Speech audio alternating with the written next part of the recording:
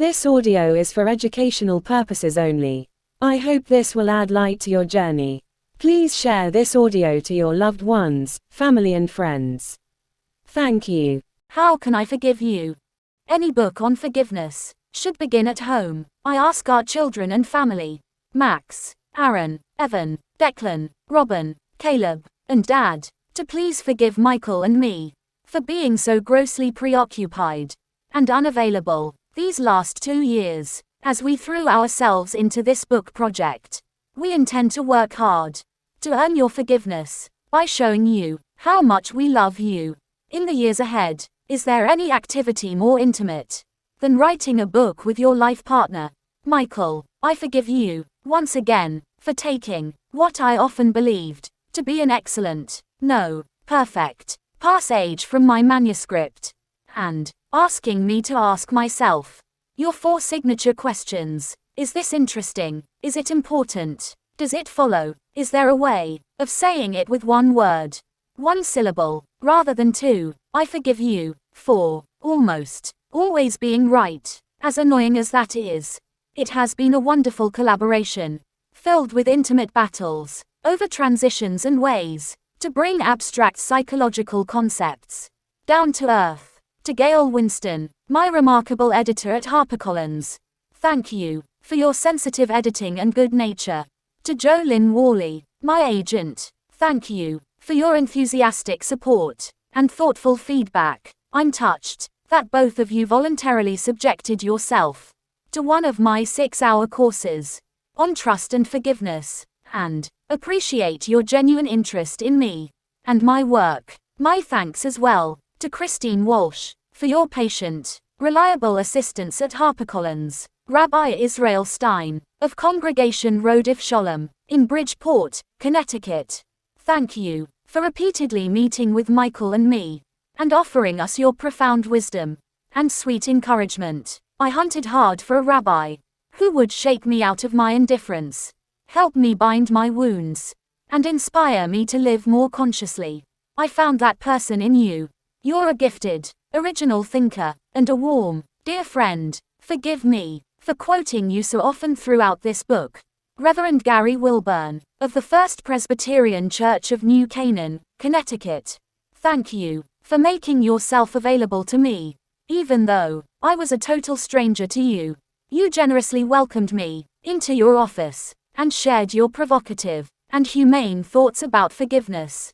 Your congregation is fortunate to have a spiritual leader who cares so deeply about their suffering and looks for profound spiritual answers to interpersonal grievances. Sometimes, inspiration comes from unlikely sources.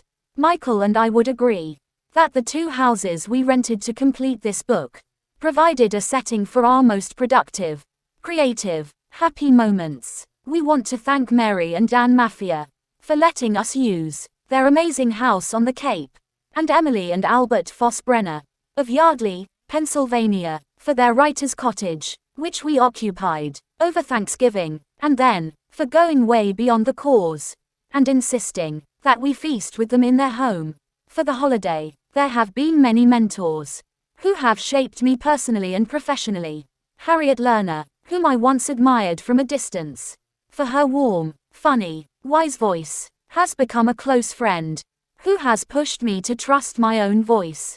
Aaron B. Seek trained me in cognitive behavior therapy and gave me a framework for helping people shed their emotional pain. And Jeffrey Young permitted me to adapt his schema therapy model to the process of forgiveness. I thank all of you for the central role you've played in my writing this book. Of course, there would be no book without my patience. I'm indebted to you for allowing me to witness and participate in your bold search for an emotionally authentic response to your intimate wounds. You brought to life for me the wisdom of psychotherapist Jean Safer, who wrote, "Sometimes what people really need is permission not to forgive, to feel what they feel.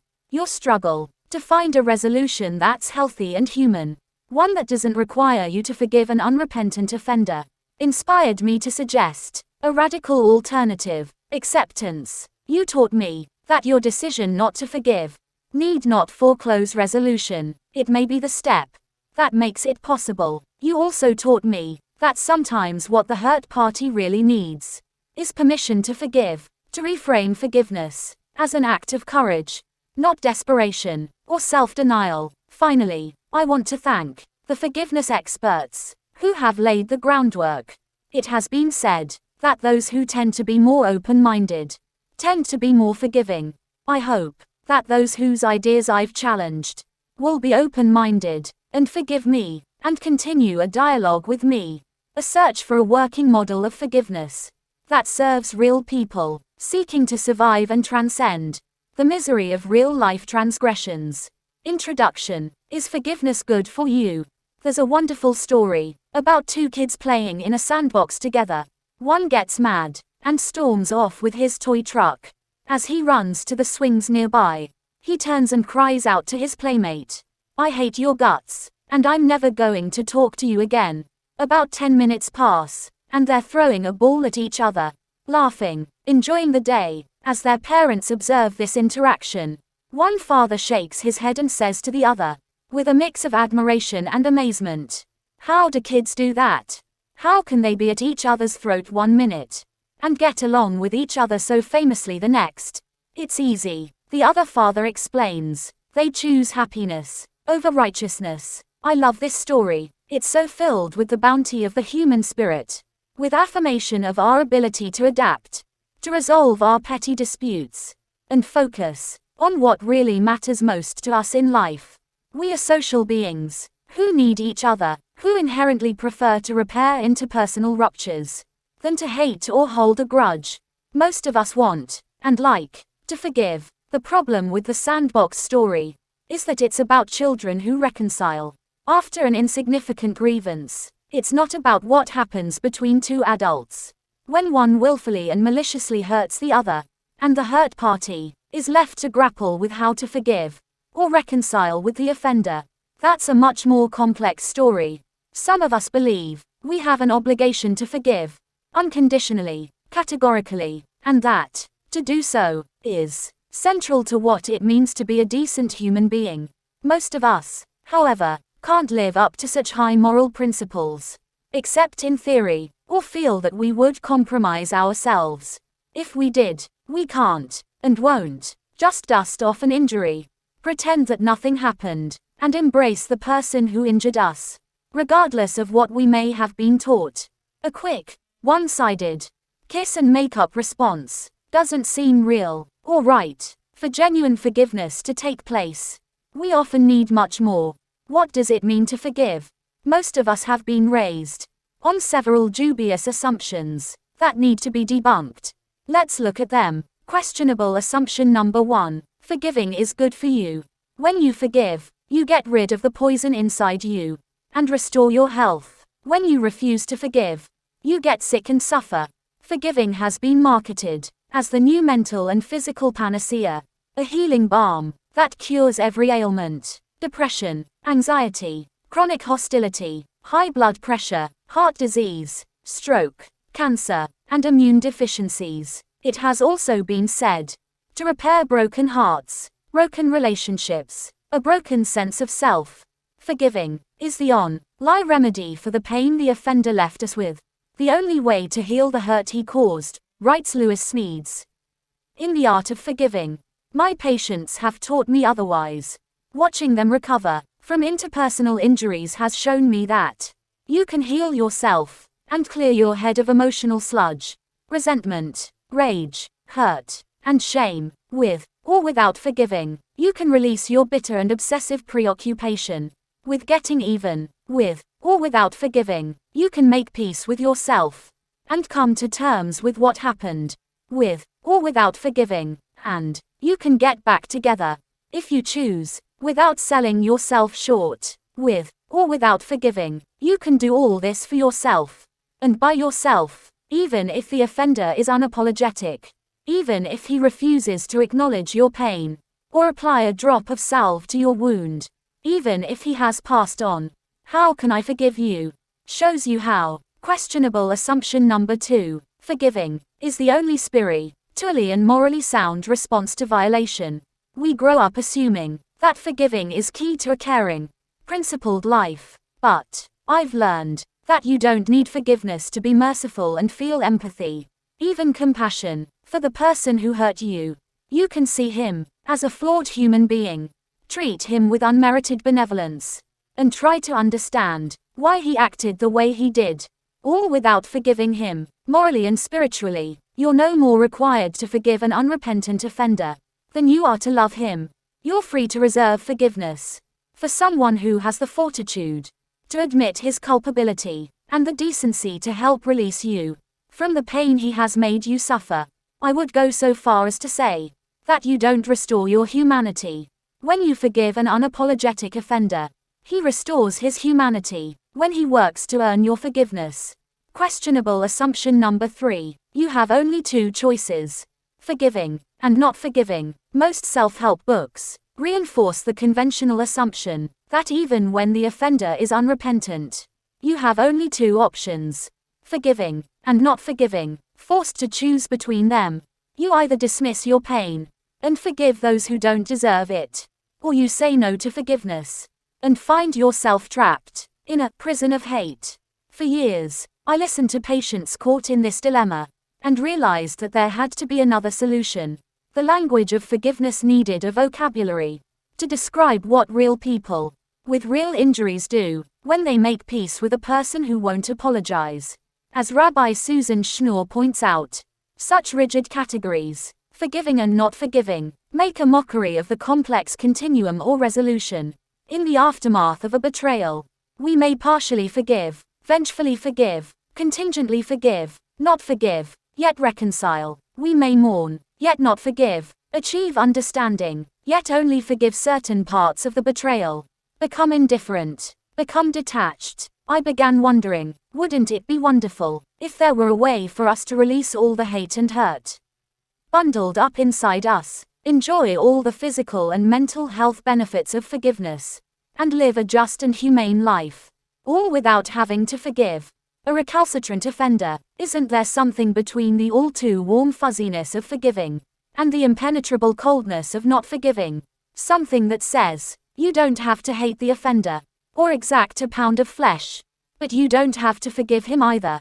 How can I forgive you? Describes this radical, new something. I call it acceptance. Acceptance is a responsible, authentic response to an interpersonal injury when the offender can't or won't engage in the healing process, when he's unwilling or unable to make good. It's a program of self-care, a generous and healing gift to yourself, accomplished by yourself, for yourself. It asks nothing of the offender. Acceptance helps you place a premium on your own health and clear your head of emotional poison. Be true to yourself and honor the full force of the violation. Overcome fantasies of revenge while seeking a just resolution. Ensure your emotional and physical safety. Restore and integrate your valued self. See yourself and the offender with objectivity, honesty, and equanimity. Forge a relationship with the offender that satisfies your personal goals. And forgive yourself for your own failings that caused you harm. What I'm suggesting is that we can get back in the sandbox if we choose, even when the other person does nothing to right the wrong he has done. We can opt for no relationship with this person, or a partial and imperfect one. We don't have to dwell on the injury, but we don't have to forget or minimize it either. We don't have to love or even like this person, but we can see him fairly and choose to get along. If that's in our best interest, we can be ourselves in his presence and accept that he'll never be anyone other than who he is. We can even give him a chance to do better and earn genuine forgiveness if he chooses to rise to the challenge. Questionable assumption number 4. It is up to you, the person who was violated, to forgive. So much of the literature on forgiveness has been written specifically for you, the hurt party, telling you what you need to do to grant forgiveness, rather than telling the offender what he needs to do to earn forgiveness. This single-minded focus, I believe, has compromised, twisted, and cheapened the process of forgiveness and created a saintly, abstract concept that many of us feel pressured to accept. at any cost. The rest of us, however, are likely to choke on this idea and reject it as unrealistic, disingenuous, and unjust. We refuse to believe that it's real or right to have to shoulder the burden of forgiveness alone. We'd rather not forgive than forgive unilaterally. I'm reminded of my patient's response when, in trying to help her recover from her partner's affair, I suggested that she consider medication to control her obsessions. I have to deal with my shattered sense of self, my jealousy, my contempt, she raged. And now, you want me to take drugs? What does he have to do? Let him take the drugs. Many of you feel the same way about forgiveness. How unfair it seems that the person who hurt you is typically not addressed by moralists or forgiveness experts. How odd that he's rarely called upon to make repairs. At the very least, shouldn't both of you be invited to do the work of forgiveness? My book speaks mainly to you, the hurt party, about what you can do to recover from a profound injustice when the offender is unwilling or unable to make amends. But it also speaks to you, the offender, when you want to be involved in the healing process. There is, in fact, an entire section devoted to you and to what you must do to earn forgiveness. And perhaps, in the process, forgive yourself. Questionable assumption number 5. Forgiveness is an unconditional gift. It does not need to be earned.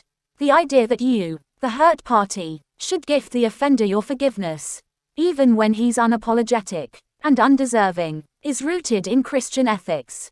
In the New Testament, there are numerous exhortations to love your enemy, to pardon those who hurt us, because that's the merciful and compassionate thing to do. Christian or not, most of us grow up believing that forgiveness is required of us, without conditions. Behind these teachings is an assumption that, if you need something back from the offender in order to forgive, if you believe that forgiveness must be earned rather than gifted, you haven't fully developed as a moral being. The lesson is that you should feel small and ashamed for thinking you are entitled to restitution. It's not my place to debate the ethics of unconditional forgiveness, but my clinical experience, working with patients over the past 29 years, observing how people heal and what they need to heal, has taught me that they tend to react in one of 3 ways.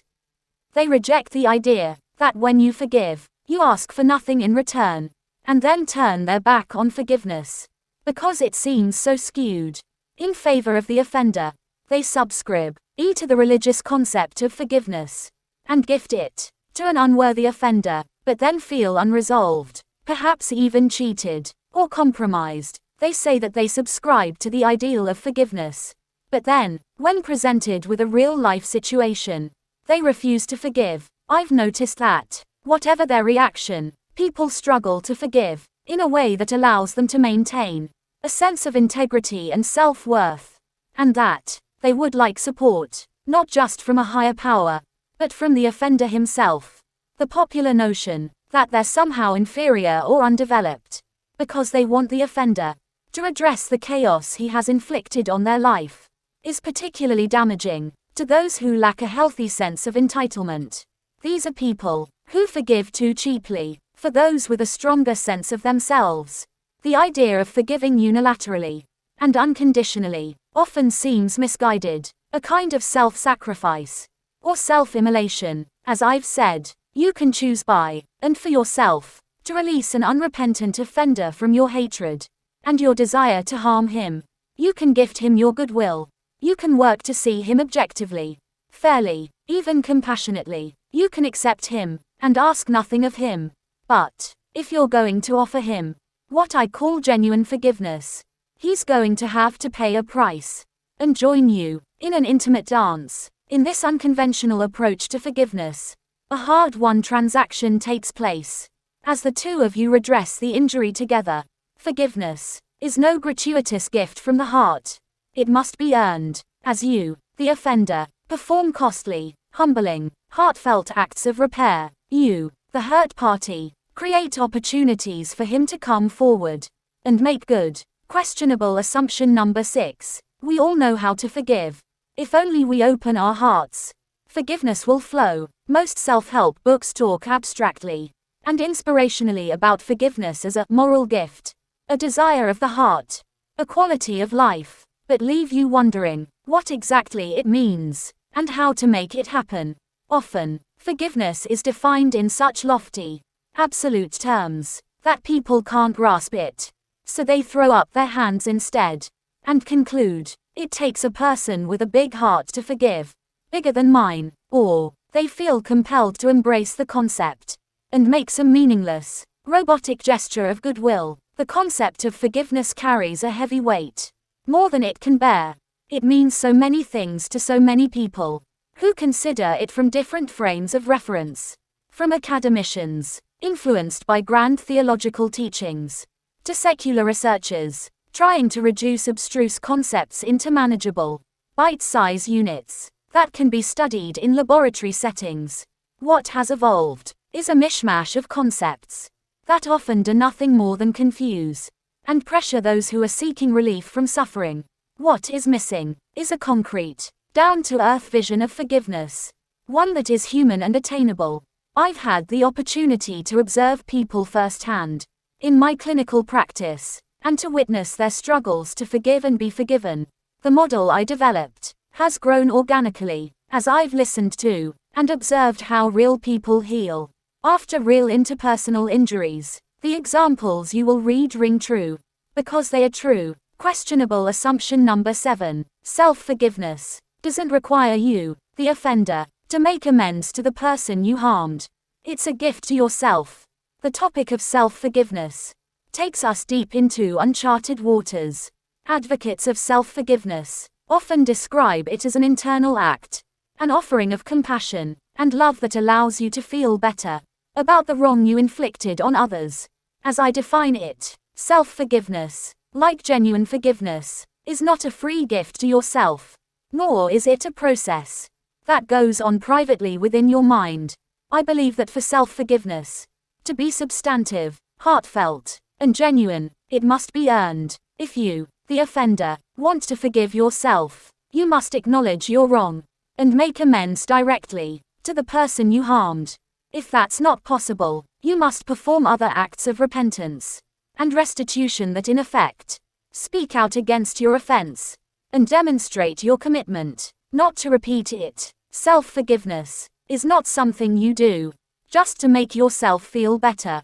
It's something you do to make yourself be better. Forgiving yourself and working to win forgiveness from the person you violated go hand in hand. As you earn her respect and forgiveness, you come to respect and forgive yourself. 2 dysfunctional approaches to forgiveness. How can I forgive you? Describes 4 different approaches to forgiveness. Cheap forgiveness, refusing to forgive, acceptance, and genuine forgiveness. The last 2, we have already touched on. Both are adaptive. The other 2 are dysfunctional. Cheap forgiveness. Even if the offender ignores your pain, you may be so frightened of his anger or rejection, so desperate to preserve the relationship, that you're willing to do anything, even forgive him. But this forgiveness is premature, superficial, undeserved. I call it cheap, because you offer it before you process the impact of the violation, ask anything of the offender, or think through what lies ahead. Refusing to forgive. You may refuse to forgive. 1. When you want to punish an unremorseful offender. 2. When you associate forgiveness with reconciliation or compassion, neither of which you're prepared to offer. And 3. When you use retaliatory rage to protest a violation and see anything more conciliatory, particularly forgiveness, as a sign of weakness. Not forgiving makes you feel powerful and in control, but it's a reactive, often rigid, and compulsive response to violation that cuts you off from life and leaves you stewing in your own hostile juices. The 4 approaches to forgiveness. A comparison. The accompanying chart summarizes the differences among the 4 approaches to forgiveness. The hurt. The offender party comes, participates to terms within the healing. This leads to the injury process reconciliation. Cheap forgiveness. The offender party comes, no. Participates to terms within the healing, no. This leads to the injury process reconciliation, yes. Refusing to forgive. The offender party comes, no. Participates to terms within the healing, no. This leads to the injury process reconciliation, no. Acceptance. The offender party comes, yes. Participates to terms within the healing, no. This leads to the injury process reconciliation, yes. Or no. Genuine forgiveness. The offender party comes, yes. Participates to terms within the healing, yes. This leads to the injury process reconciliation, yes often. Or no. How this book is written and organized. How Can I Forgive You? Provides concrete, detailed, step-by-step instructions for both of you as you cut a path to forgiveness. It's divided into 4 parts. 1. Cheap forgiveness. 2. Refusing to forgive. 3. Acceptance. And 4. Genuine forgiveness. The first, second, and third parts are written mainly for the hurt party. The fourth part, genuine forgiveness, is divided into 2 sections. The first shows the offender, what it takes to earn forgiveness. The second shows the hurt party, what it takes to grant forgiveness. For the sake of clarity, I refer to one of you as the hurt or injured party, and to the other as the offender, fully aware that with interpersonal injuries, we are seldom completely guilty, or completely innocent. Also, I speak of the hurt party as she, and the offender as he. Gender does not determine guilt, of course, but identifying each of you in this way makes for a more readable book. All the case studies I describe are true in the sense that they're based on my work with patients, or my conversations with associates and friends. Some people may be hurt or insulted by the way I modified their stories. Others may be relieved. The reader should know that I've always changed names and details, and that I've developed composite portraits to protect people's identities and illustrate certain points. My clinical examples run from the serious to the profane, from a deliberate, predatory act of sexual abuse to a clumsy act of spilling wine on a countertop. However, I don't quantify the magnitude of the harm that was done, for 2 reasons. First, the basic critical tools that are needed for healing are largely the same for all injuries. Second, the severity with which someone experiences an injury is highly subjective. A slap to one of you may be a death blow to another. Many of you have asked for a follow-up to my first book, After the Affair. I appreciate your loyalty and have included here many case studies related to infidelity. But I've now widened my scope to include all significant violations of human connection. Examples include a spouse who treats you with contempt for not living up to his or her own impossible standards, a friend who turns away from you when you develop breast cancer, a sibling who refuses to help you care for an elderly parent, a parent who is too depressed or too drunk to take interest in you, and a therapist who traumatizes you as deeply as the offender himself. A radical choice. When I give professional training workshops, I invite therapists to come to the microphone and talk about someone who has offended them and how they're coping with the violation. What I find over and over is that we're all struggling to forgive someone and hate feeling fractured within our significant relationships and within ourselves. We are all searching for an answer, some new approach that frees us from the corrosive effects of hate, gives voice to the injustice, and helps us to make peace with the person who hurt us and with ourselves. Most of us are also struggling with the knowledge that we have mistreated others. We, too, are looking for a way to feel more human and integrated, less alienated and embattled. We can make ourselves feel right by feeling wronged, buying into our biased, self-righteous version of the truth, and blaming the person we hurt. But we won't feel good about ourselves until we clean up the damage we caused. For those of you who have done wrong, I encourage you, in fact, I hope to help you, to muster up the honesty, maturity, and strength of character, to reach out to the person you have hurt, and make an earnest, big-hearted effort to win her forgiveness. If you accept the challenge, I doubt you'll be sorry. For those of you who have been wronged, I encourage you to take care of yourself. Be fair, and seek life-serving ways to cleanse your intimate wound by providing two adaptive alternatives: acceptance and genuine forgiveness. I hope I can give you the courage to forgive and the freedom not to.